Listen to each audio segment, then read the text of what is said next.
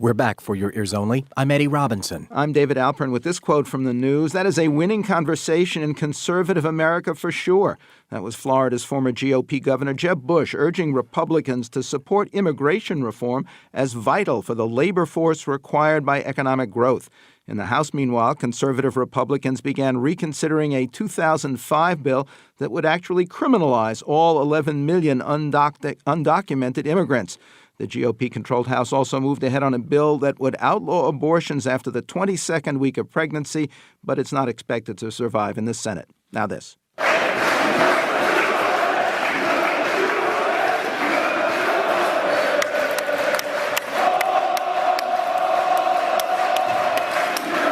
We're comfortable and confident that, given the work that we've already done, that we can flow assistance in a relatively timely manner. This will improve their capabilities. This will improve their effectiveness. Last week began with all eyes on Turkish demonstrators braving police tear gas and water cannon to save a unique green space in Istanbul's Taksim Square and to protest the increasingly authoritarian rule of Prime Minister Recep Tayyip Erdogan. By week's end, Erdogan had offered to at least suspend his Taksim redevelopment plan, but that news was overshadowed by the poison gas that the Obama administration belatedly agreed had been used by the Assad regime in Syria, and by the announcement of White House Deputy National Security Advisor Ben Rhodes that the U.S. would step up military support for Syrian rebels. Some rebel leaders immediately complained that the new assistance did not include the kind of heavy anti-tank and anti-aircraft weapons they need to defeat resurgent regime forces whose equipment comes from Iran and Russia, and a stream of new Hezbollah militia fighters from across the border in Lebanon. And even many congressional supporters of the new aid conceded it would probably not turn the tide without more direct U.S. involvement. To consider the situation in Syria, Lebanon, and the wider region, we're joined again by Thanassis Cambanis, Beirut-based Mideast expert for the Century Foundation and columnist for the Boston Globe and ThanassisCambanis.com. His books include A Privilege to Die, Inside Hezbollah's Legions, and Their Endless War Against Israel. Welcome back to the program. Great to be with you. Some say it wasn't evidence of poison gas, but the Assad regime's recent military success, the increasing Iran and Hezbollah involvement that prompted White House action. What's your view? The poison gas evidence has been around for many, many months. What actually changed in the last few weeks was that Hezbollah came in, helped the regime clear out a city on the border between Lebanon and Syria, a city called Qusair, that had been held by the rebels for nearly a year.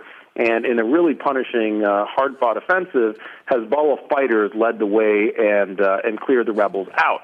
This was viewed as something of it's not a game changer, a sort of tilting of the playing field, and it really got Washington's attention. And it was that, more than anything else, that prompted the flurry of diplomacy in the last few weeks and this announcement that the U.S. was going to basically open up the spigot a little wider on weapons for the rebels, as if they want to make sure they're calibrating the little bit of assistance they give so that the side they prefer doesn't get completely overrun and defeated. If the new aid isn't enough, do you see a no-fly zone to neutralize Assad's air power or a safe zone along Syria's border with Jordan and Turkey? I think the U.S. is probably correctly very cautious and very allergic to anything that would involve the American military essentially committing something that could lead to boots on the ground, like a safe haven, like a no-fly zone. Now, if someone else were to do it, I think the U.S. would be delighted to see that. But I can't imagine who that would be. I can't imagine Qatar and Turkey somehow leading a UN intervention force that's got an air force and a safe haven dimension to it. And so, unless and until we see the regime really overrunning say Aleppo later this summer, or one of the regions that's been in rebel hands since nearly the beginning of the uprising, I don't expect to see that. What about reports that top Israeli officials actually want to see Assad retain power versus a takeover by rebels that would include and possibly become dominated by al-Qaeda-related Islamic extremists? Look, I don't think the Israeli position is that much different than the American position here, which is profound ambivalence.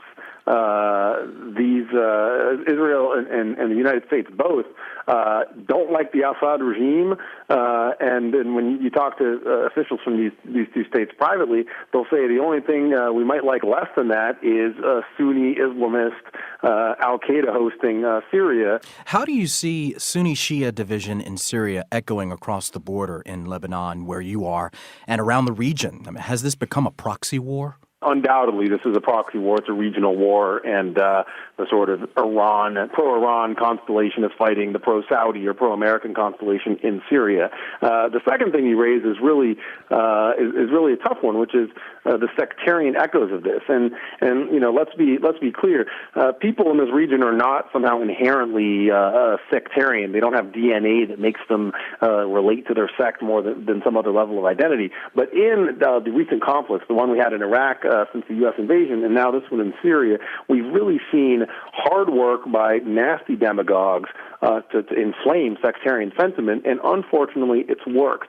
And that is very dangerous inside Syria. It's also very dangerous over here where I live in Lebanon. I mean, we're starting to see people here echoing and repeating that rhetoric. We had the odd situation yesterday of Hassan Nasrallah actually trying to calm the sectarian rhetoric in his speech. And, he's the guy who's arguably most responsible for bringing Lebanon to the precipice of getting dragged into the Syrian conflict. And he was giving a speech where he was saying, hey, we're not just going to support the Shia side. We need to be careful. We need to not take this home. And he actually came close to apologizing for some incidents in the last week that inflamed tensions. Does the protest against Erdogan's Islamic regime in Turkey have any ties to the Syria and Shia-Sunni divide? And how do you see it affecting Erdogan's rule and important role as a regional ally and a broker for Washington in the region?